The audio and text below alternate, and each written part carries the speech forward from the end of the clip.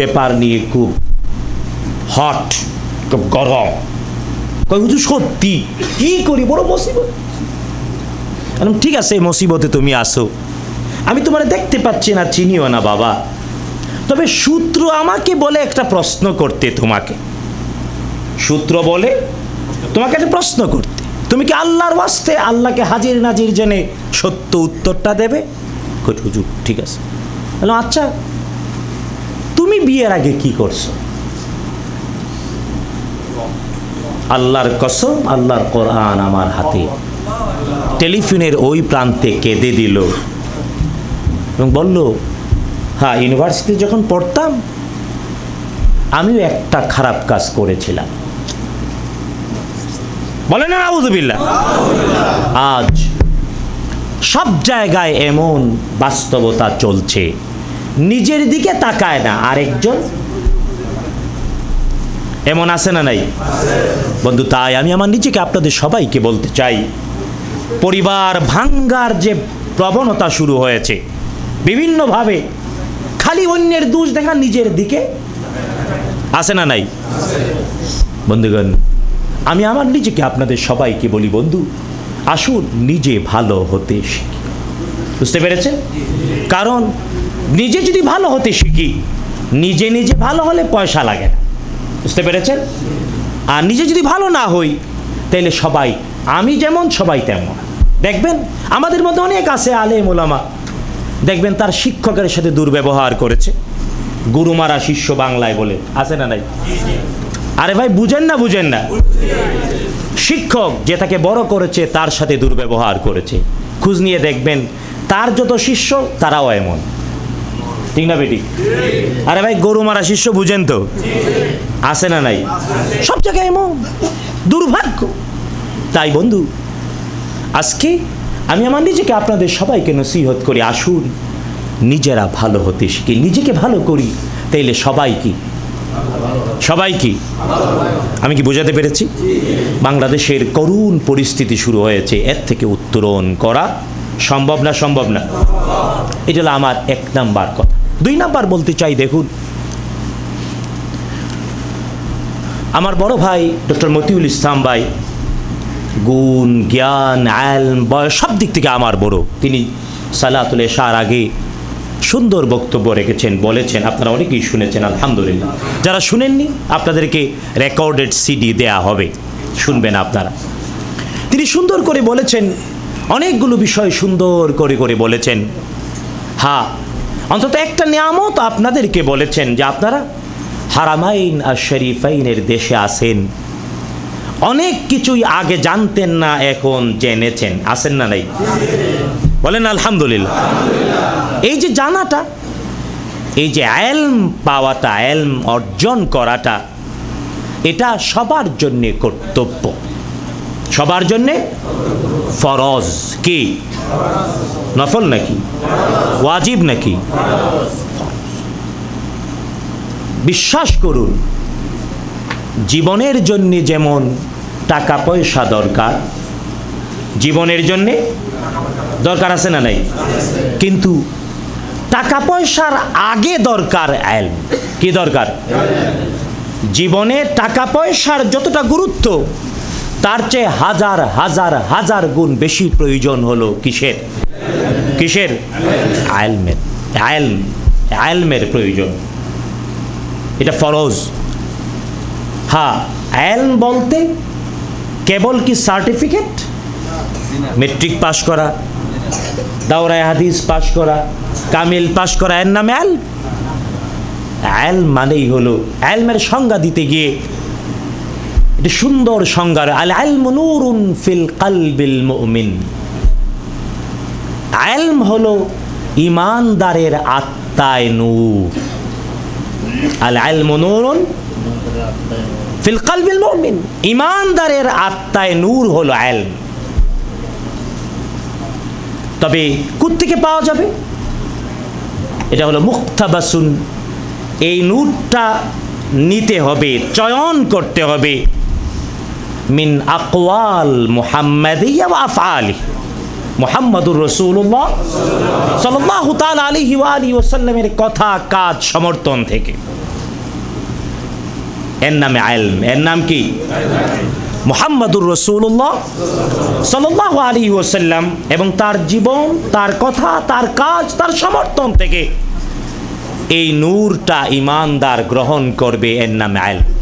এর নাম কি? এই ইলম অর্জন করাটা ফরজ। কেমন ফরজ? টাকা পয়সা উপার্জন যতটা প্রয়োজন তার চেয়ে হাজার হাজার হাজার গুণ বেশি। বিশ্বাস হয় না? হয় না? একটা আয়াত দিয়ে শেষ করে দেব আমার কথা। দেখুন, আল্লাহ সুবহানাহু ওয়া তাআলা কোরআন আল কারীমে জাহান্নামে কারা যাবে তাদের পরিচয় দিয়েছেন। কে? আল্লাহ সুবহানাহু ওয়া তাআলা বলছেন, জাহান্নামে কারা যাবে জানতে চাও? আল্লাহ তাআলা পরিচয় করিয়ে দিয়ে বলছেন, ওয়ালাকাদ যারানা লিজাহান্নামা কাসীরাম মিনাল জিন্নি ওয়াল ইনস। কে বলছেন? আল্লাহ। অনেকেই পারেন, আমার সাথে পড়েন, ওয়ালাকাদ যারানা লিজাহান্নামা কাসীরাম মিনাল জিন্নি ওয়াল ইনস লাহুম কুলুবুন লা ইয়াফকাহুনা বিহা ওয়া লাহুম আ'য়ুনুন লা ইউবসিরুনা বিহা ওয়া লাহুম আযানুন লা ইয়াসমাউনা বিহা উলাইকা কাল আনআম বাল হুম আদাল। কে বলছে? আল্লাহ। বিশ্বাস করে মাঝে মাঝে খুব আটকে উঠি। আল্লাহ সুবহানাহু ওয়া তাআলা নিজে যে কঠিন কথাগুলো কোরআন এবং তার হাবিব মুহাম্মাদুর রাসূলুল্লাহ সাল্লাল্লাহু আলাইহি ওয়াসাল্লামের মাধ্যমে আমাদেরকে জানিয়েছেন, আল্লাহ তাআলা এবং তার রাসূল এই কথাগুলো না বলে কোনো আলেম, কোনো মুফাক্কির, কোনো মুহাদ্দিস, কোনো দায়ী যদি বলতো, মানুষ কি জানি কর। মাঝে মাঝে আমরা এই প্রশ্নের সম্মুখীন হই। আল্লাহ তাআলা কোরআনে কারীমে মানুষদেরকেও শয়তান বলেছেন না বলেন নাই? সবাই মানুষ না, কেউ কেউ কি? কে বলেছেন? আমাকে একবার কয়েকজনে করুক, আল্লাহ তাআলার শ্রেষ্ঠ সৃষ্টি আশরাফুল মখলুকাত মানুষ, আর আপনি কোন শয়তান, দুই পায়া শয়তান। আমি কি বন্ধু, আমি বলি নাই। কে বলেছেন? কে বলেছেন? শায়াতিনাল ইনসি ওয়াল জিন। জিন শয়তান বলার আগে মানুষ শয়তানের কথা কে বলেছেন? সুতরাং মানুষদের মধ্যে শয়তান আছে না নাই? বন্ধুগণ, আল্লাহ সুবহানাহু ওয়া তাআলা জাহান্নামে কারা যাবে, দুজকে কারা যাবে, আল্লাহ তাআলা তাদের পরিচয় দিতে গিয়ে বলছেন, মানব আর দানবের অনেকেই কোথায় যাবে? চিনতে চাও ওরা কারা? লাহুম কুলুবুল লা ইয়াফকাহুনা বিহা। ওদের হৃদয় আছে কিন্তু অনুধাবন শক্তি নাই।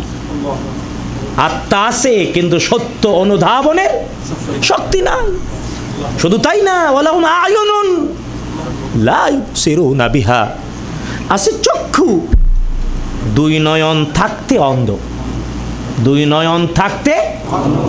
ওয়ালাহুম আযানুন লা ইয়াসমাউনা বিহা। আছে কান কিন্তু আল্লাহ তাআলা উলাইকা কাল আনআম, এরা হলো চতুষ্পদ জন্তুর মতো, গরু ছাগল ভেড়ার মতো। আল্লাহ তাআলা এই বলে থামেন নাই, বলেছেন না, কথাটা হলো না। বাংলাদেশে বলে না তুক্কু, তুক্কু কথাটা হয় নাই। আরে বলেন না আপনারা, হ্যাঁ? স্পিরিট, কোরআনের আয়াতের স্পিরিট বাংলায় বললে এভাবেই বলতে হয়, তুক্কু কথাটা হয় নাই। বরং বালহুম আদাল, বরং গরু ছাগল ভেড়ার চেয়েও কে? আল্লাহ তাআলা বললেন যারা জাহান্নামে যাবে, আর এদের পরিচয় হৃদয় আছে, অনুধাবন শক্তি নাই, আছে চক্ষু দেখতে পায় না, আছে কান কিন্তু। সব মুফাসসিরিন কেরাম একমত হয়ে বলেছেন এরা হলো তারা যাদের ইলম নাই। ইলম থাকলে আত্মায় অনুধাবন শক্তি আসে, চক্ষু খুলে যায়, কানটা কি অর্জন করলে? বলে না কি অর্জন করলে? ইলম। আর ইলম হলো মুহাম্মাদুর রাসূলুল্লাহ সাল্লাল্লাহু তাআলা আলাইহি ওয়াসাল্লামের কথা, কাজ, সমর্থন আর গুণাবলী। এর বাহিরে ইলম আছে নাকি? শুনেন, আপনারা প্রশ্ন করেন, হুজুর আপনি তো হুজুর কইবেনই, তাহলে কি বিজ্ঞান, আকাশ, মহাকাশ, সমুদ্র, এই যত কিছু আছে, যত সায়েন্সের ভাগ আর বিভাগ আছে, এগুলা কি জ্ঞান না? বন্ধু, একটু চক্ষু মেলিয়া দেখো, এই যে কোরআন আল হাকিম, কোরআন আল হাকিম, বিজ্ঞানময় মহাগ্রন্থের নাম কি? আল কোরআন আল কারীম। আল কোরআন আল কারীমের মধ্যে সবকিছু আছে না নাই? আছে না নাই? আল কোরআন আল্লাহ তাআলা বিশ্ব নবী মুহাম্মদুর রাসূলুল্লাহ সাল্লাল্লাহু আলাইহি ওয়াসাল্লামের উপর নাজিল করেছেন। আর এই জন্যই বিশ্ব নবী সাল্লাল্লাহু আলাইহি ওয়াসাল্লামের চরিত্র যখন প্রশ্ন করা হয়েছে উম্মুল মুমিনিন আয়েশা রাদিয়াল্লাহু তাআলা আনহাকে, আমার বড় ভাই বলেছেন, তখন তিনি উত্তর দিয়েছেন, রাসূল সাল্লাল্লাহু আলাইহি ওয়াসাল্লাম তিনি ছিলেন জীবন্ত কোরআন। বলেন না সুবহানাল্লাহ। তাই বন্ধু, ইলম মুহাম্মদুর রাসূলুল্লাহ সাল্লাল্লাহু তাআলা আলাইহি ওয়াসাল্লাম থেকেই দেখুন আজকে ডিজিটাল যুগ। আপনারা সবাই কয় আমরা তো ডিজিটাল, মহা ডিজিটাল। এই ডিজিটাল যুগেও কি কোরআন মুহাম্মদ সাল্লাল্লাহু আলাইহি ওয়াসাল্লামের কথা, কাজ, জ্ঞানের আধার? একটা উদাহরণ দিই। দেখুন, আপনাদের সবার কাছে 2টা-4টা টেলিফোন আছে না নাই? টেলিফোনে কথা কন না বাড়িতে? হ্যালো কইলে 1000 মাইল দূরে কয় হ্যালো। এই যে টেলিফোন, মনে করি টেলিফোন আবিষ্কার করেছে, ওরে বাবা! কিন্তু বন্ধু, আজ থেকে হাজার হাজার বছর আগেই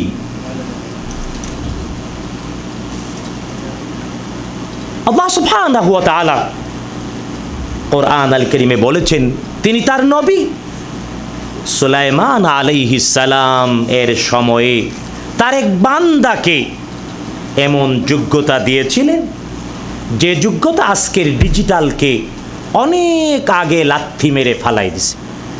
বলে না সুবহানাল্লাহ। বিশ্বাস হয়?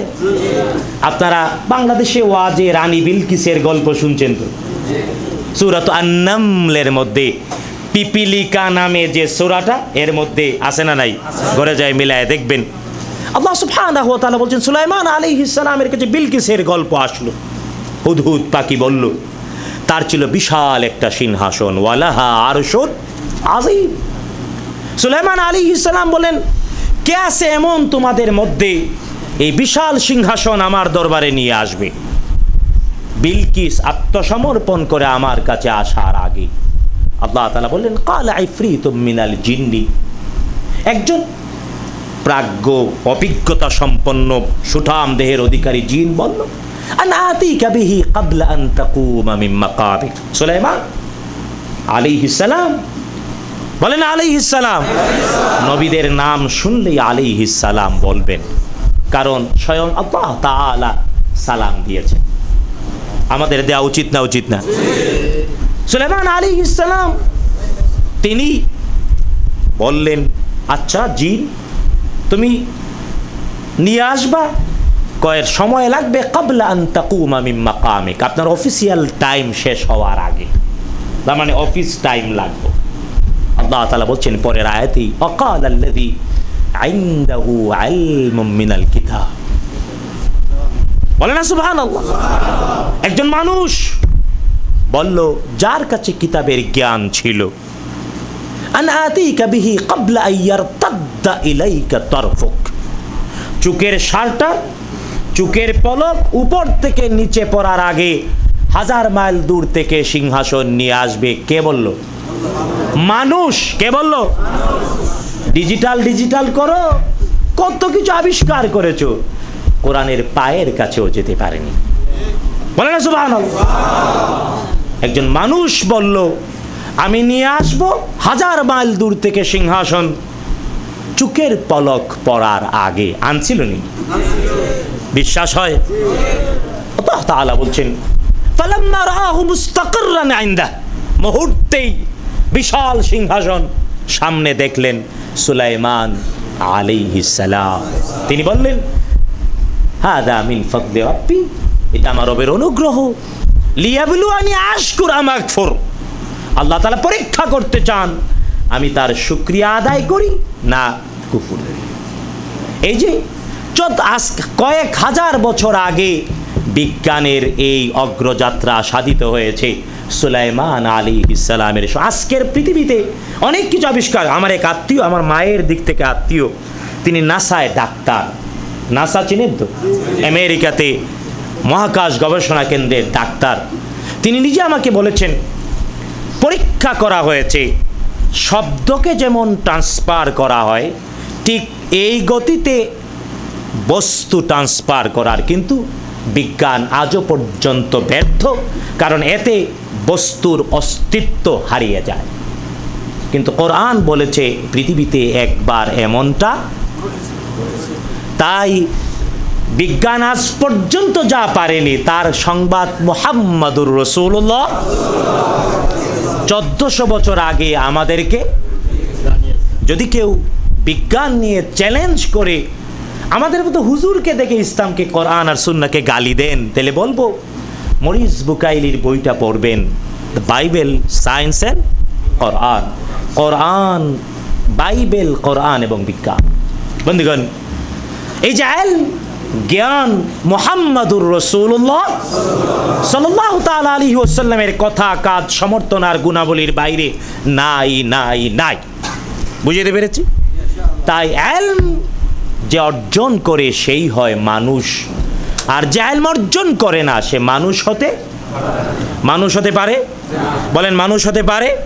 তাই বন্ধু, সত্যি টাকা পয়সা না থাকলেও মানুষ হয়, তাকে অমানুষ কেউ বলে নাকি? যদিও মুহাম্মাদুর রাসূলুল্লাহ সাল্লাল্লাহু আলাইহি ওয়াসাল্লাম দারিদ্রতা থেকে পানাহ চেয়েছেন। তিনি বলেছেন কাদাল ফিকরু আইয়াকুনা কুফরা, দারিদ্রতা মানুষকে কুফরিতে নিয়ে যায়। কিন্তু ইলম না থাকলে মানুষই থাকে না। তাই জ্ঞানের এই মর্যাদা, এবং ইসলাম একমাত্র জীবন ব্যবস্থা জ্ঞান অর্জনকে ফরজ করেছে। পৃথিবীর আর কোনো ধর্ম, আর কোনো মতবাদে জ্ঞান অর্জন কি নাই? সুতরাং আপনারা তো আলহামদুলিল্লাহ এই দিক থেকে অনেকবার প্রতি মুহূর্তে আল্লাহর প্রশংসা করা উচিত। বলেন আলহামদুলিল্লাহ। বাংলাদেশে মাদ্রাসায় পড়ে, স্কুল কলেজ ইউনিভার্সিটিতে পড়ে জ্ঞান পায় না। বিশ্বাস করেন, 91 সনে আমার মনে পড়ে ঢাকা বিশ্ববিদ্যালয়ের ভিসি ছিলেন তখন নরসিংদীর একজন মানুষ। সেই সময়ে রণবীর ইত্তেফাক পত্রিকায় কার্টুন দিয়েছিল, ঢাকা বিশ্ববিদ্যালয়ে মানুষের ছেলেরা ঢুকতেছে গরু ছাগল হয়ে বের হচ্ছে। তৎকালীন ভিসি মহোদয় প্রচণ্ড প্রতিবাদ করলেন। আল্লাহর কি মেহেরবানি, এক সপ্তাহ যেতে না যেতে বিশ্ববিদ্যালয়ের ছেলেরা তাকে ধরে 23 চ্যান্সেলর বানায়। এমন পিটনি দিল, মনে থাকার কথা। তখন তো এত টেলিভিশন চ্যানেল ছিল না। তখন এক সাংবাদিক তাকে হাসপাতালের বেডে প্রশ্ন, আপনি বলেছিলেন ওই কার্টুনিস্টের প্রতিবাদ করেছিলেন, কিন্তু আজকে বলেন তো কি? 91 সনে এমনটা ছিল, আর আজকে 91 থেকে কত বছর? হ্যাঁ, আজকে কত? 24। আজকের বাংলাদেশে এসে মানুষের বাচ্চারা গরু ছাগলের বাচ্চা না আরো নিকৃষ্ট হচ্ছে না? আপনার আমার অনেকের পরিবারই এমন। কিন্তু বন্ধু, আমি বলবো আপনারা সৌভাগ্যবান।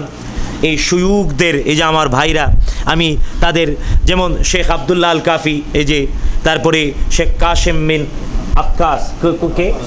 আব্বাস, তারপরে শেখ আবুল আখতার, তারপরে শেখ রবিউল ইসলাম, শেখ শরীফুল ইসলাম, শেখ মাহবুবুর রহমান, শেখ আহমদুল্লাহ ভাই, তারপরে এই যে শেখ এজাজুল ইসলাম, শেখ আব্দুল হাকিম, এই বড় বড় শেখ যারা জ্ঞানে গুণে সব দিক থেকে আমার চেয়ে অনেক বড়।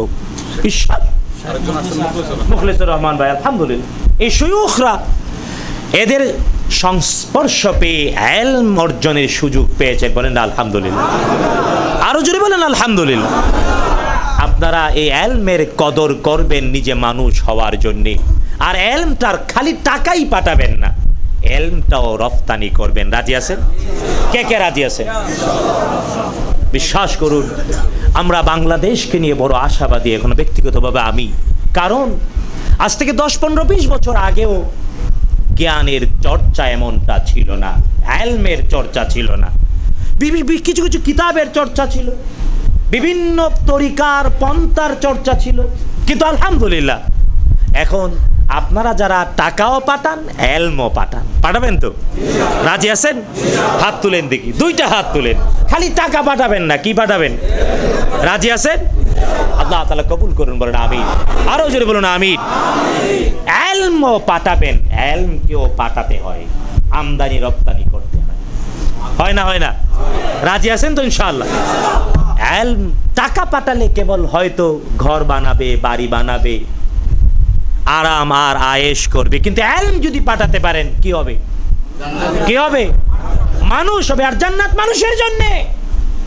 গরু ছাগল ভেড়া জান্নাতে ব্যতিক্রমে 1-2টা আল্লাহ তাআলা নাম ধরে কোরআনে কারীমে মেনশন করেছে। সত্য না মিথ্যা বলে? কিন্তু জান্নাতে যেতে চাইলে আগে মানুষ হতে হবে, তারপরে জান্নাত। আগে মানুষ, তারপরে। আর মানুষ হলে, মানুষ হতে চাইলে জ্ঞান, জ্ঞান ছাড়া, এলম ছাড়া মানুষ হতে। আর এলমের ঠিকানার নাম কোরআন এবং সুন্নাহ। কোরআন এবং সুন্নাহ। মুহাম্মাদুর রাসূলুল্লাহ সাল্লাল্লাহু তাআলা আলাইহি ওয়াসাল্লাম, তার কথা, তার কাজ, তার সমর্থন, তার গুণাবলী, এটা হলো ইলম, জ্ঞান। বলো না সুবহানাল্লাহ। সুতরাং আমি আপনাদের প্রত্যেকের শুকরিয়া আদায় করি, বিশেষ করে সৌদি গভর্নমেন্টেরও।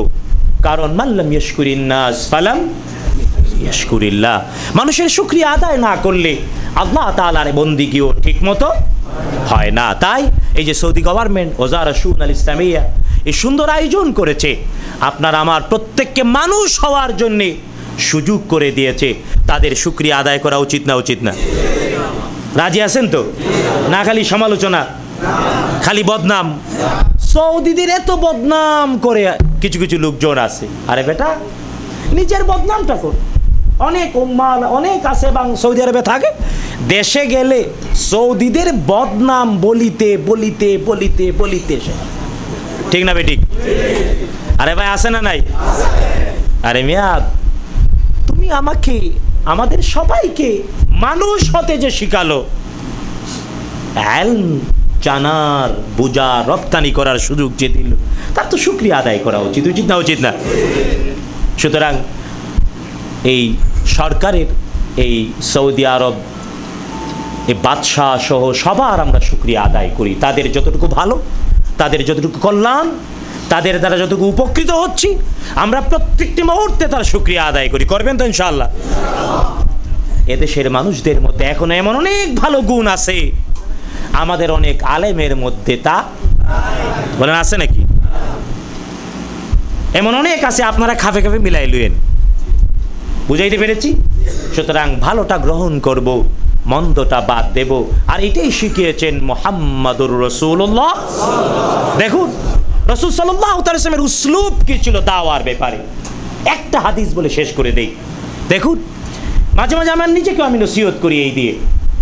একদিন মুহাম্মাদুর রাসূলুল্লাহ সাল্লাল্লাহু আলাইহি ওয়াসাল্লামের কাছে একজন যুবক আসলো, এসে বলল, ইয়া রাসূলুল্লাহ সাল্লাল্লাহু আলাইহি ওয়াসাল্লাম, আমি ইসলামের সব মানব, তবে একটা জিনিস আমারে অনুমতি দিতে হবে, আমি শুধু বেবিচারের অনুমতি চাই। আচ্ছা বলেন, আপনার আমার কাছে আয়া কেউ যদি এমন কয়, কি করবেন? আহমদুল্লাহ ভাই, কি দরশি দিয়া ঠ্যাংটা ভালো করে বাইদা চাতালে পিটনি দেবেন? দেবেন না? দেবেন না? আমি হলে, আপনি হলে সবাই করুন নাকি ভাইজান? বিশ্ব নবী মুহাম্মাদুর রাসূলুল্লাহ সাল্লাল্লাহু আলাইহি ওয়াসাল্লামের কাছে এসে বলছে, কতটা ইজি, কতটা চিন্তা করতে পারে। বিশ্ব নবীর কাছে যুবক বলছে, আমি সব কিছু করব, একটা অনুমতি চাই। কি করবে? মুহাম্মাদুর রাসূলুল্লাহ সাল্লাল্লাহু আলাইহি ওয়াসাল্লাম যুবকের প্রতি রাগ করলেন না, বিরক্ত হলেন না, গুসা দেখালেন না, ঠ্যাং ভাঙতে চাইলেন না, যেটা আমি হইলে হয়তো করতাম। আমি তো, আমার কাছে তো ওহী নাই, ওহী দ্বারা আল্লাহ তাআলা তার রাসূলকে শাসন করেছেন, ঠিক না বেঠিক? আজ আমরা আলেম উলামা, আমাদেরকেও ওহী দ্বারা শাসিত হওয়া উচিত, কিন্তু অনেকেই মনে করি আমি শাসনের ঊর্ধ্বে। এই জন্যে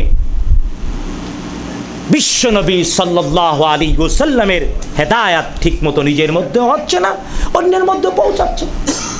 রাসূল সাল্লাল্লাহু আলাইহি ওয়াসাল্লাম যুবককে বললেন, বসো। যুবক বসলো। একটি রাসূল সাল্লাল্লাহু আলাইহি ওয়াসাল্লাম প্রশ্ন, আচ্ছা যুবক, তোমার মায়ের সাথে, কারণ একজন নারীর কয়টা পরিচয় হয়? হয় মেয়ে, না হয় বোন, না হয় স্ত্রী, না হয় মা। রাসূল সাল্লাল্লাহু আলাইহি ওয়াসাল্লাম প্রশ্ন করলেন এক এক করে, আচ্ছা তোমার বোনের সাথে যদি কেউ ব্যভিচার করতে চায় তুমি কি অনুমতি দেবে? যুবক তেলে বেগুনে চলে গেল, ঠিক না বেটি? তেলে বেগুনে, আচ্ছা তোমার বোনের সাথে, আচ্ছা দেবা না, আচ্ছা তোমার স্ত্রীর সাথে? ইয়া রাসূলুল্লাহ বলেনটা কি? আমার বোন, ওরে তো পৃথিবীতেই থাকতে দেব না।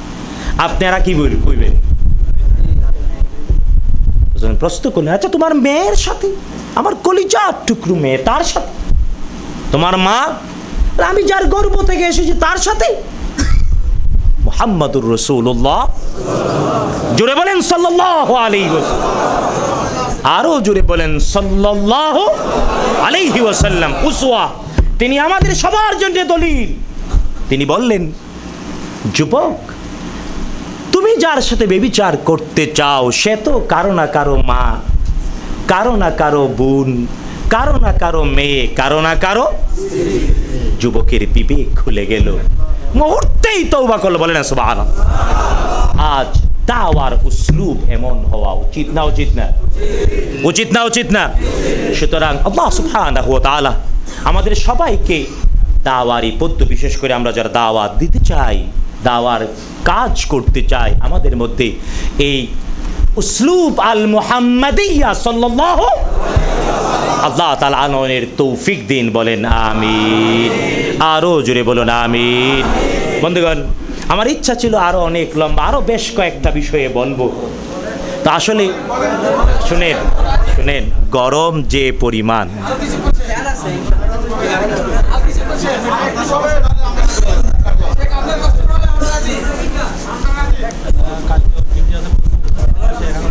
আচ্ছা আমার মনে হয় আমার পক্ষ থেকে এককভাবে কথা না হয়ে আপনাদের বক্তৃতাও শুনবো। রাজি আছেন? শোনেন, আপনাদের বক্তৃতা মানে আবার মনে করবেন না ওয়াজ করতে চাবি দিয়ে দিয়েছি না। এখন আপনাদের বক্তৃতাও শুনবো, তার মানে প্রশ্ন আর উত্তর, ঠিক আছে তো ইনশাআল্লাহ? ইলম শিকার, ইসলাম বুঝার অন্যতম শ্রেষ্ঠ মাধ্যম প্রশ্ন এবং উত্তর। তবে অবশ্যই প্রশ্ন করতে হবে না জানা বিষয়ে জানার জন্য, ঠিক আছে তো? কে আদেশ করেছেন? আল্লাহ সুবহানাহু ফাসআলু আহলা যিকরি ইন কুনতুম লা তা'লামুন। যদি না জানো তাইলে আহলে যিকিরকে প্রশ্ন করো। আল্লাহ তাআলা যে আদেশ করেছেন এটাই মানার চাই। আমাদের অনেক আছে ঠেটামির জন্য প্রশ্ন, আছে না নাই? এরা কোরআনের আয়াতের বিপরীত জানা বিষয়। আচ্ছা একটু বাজাইয়া দেখি, শুনেন, এই বাজাইয়া দেখি। এই যে ডক্টর শেখ আহমদুল্লাহ বলতেছিলেন, আমাদের এক বড় মুরব্বী, দাওয়ার ক্ষেত্রে আমাদের অগ্রজ, তিনি তাকে তার অভিজ্ঞতা বলতে গিয়ে বলছিলেন, অনেকে আছে প্রশ্ন করে নিজের পক্ষে হুজুরের মত নেয়ার জন্য, ঠিক না বেঠিক? আমি ব্যক্তিগত অনুরোধ করব, আল্লাহর ওয়াস্তে আল্লাহ তাআলার আদেশের বিপরীতে গিয়ে ঠেটামির জন্য প্রশ্ন করা যাবে। আল্লাহ তাআলা আমাদের সবাইকে তৌফিক দিন। বলেন আমিন। আর হ্যাঁ, প্রশ্ন আমল করার জন্য, জেনে আমল করার জন্য। এমন এমন ব্যাপার আছে প্রশ্ন করা উচিত না। আল্লাহ তাআলা বলেছেন, লা তাসআল আন আশিয়া ইন তুবদা লাকুম। আরে কোরআন কি আয়াত না বাহিরে বলে? লা তাসআল আন আশিয়া, এমন কিছু ব্যাপারে প্রশ্ন করবা না, ইন তুবদা লাকুম তাসুকুম, যদি প্রকাশ পায় তাহলে তোমার কষ্ট পাবে। তার মানে প্রশ্ন অনেকেই করতে পারে, সব প্রশ্নের উত্তর দেওয়া উচিত না। যেমন আমাকে আজকে একজন একটা প্রশ্ন করেছেন, আমাকেই কোনো একটা, না বললাম না বিষয়টা, আমি বলছি আচ্ছা আচ্ছা এই বলে আর কিছু বলি নাই। তার মানে অনেক প্রশ্নের উত্তর দিতে ইমাম আহমদ ইবনে হাম্বল, চিনেন তো? বলেন রাহমাতুল্লাহি, প্রসিদ্ধ 4 মাযহাবের, আমি তো বলি উনি সর্বশেষ লেটেস্ট এবং তিনি সবচেয়ে বিশুদ্ধতম মাযহাব।